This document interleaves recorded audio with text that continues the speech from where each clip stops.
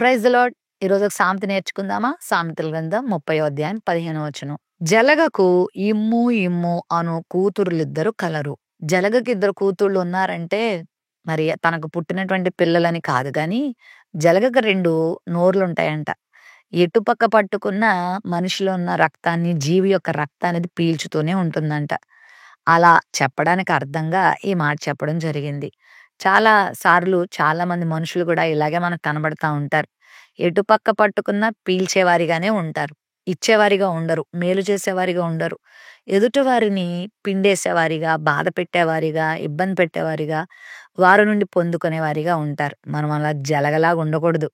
మనము ఒక నోరు పీల్చుకుంటున్నా, మరొక నోరు ఇచ్చేదిగా ఉండాలి.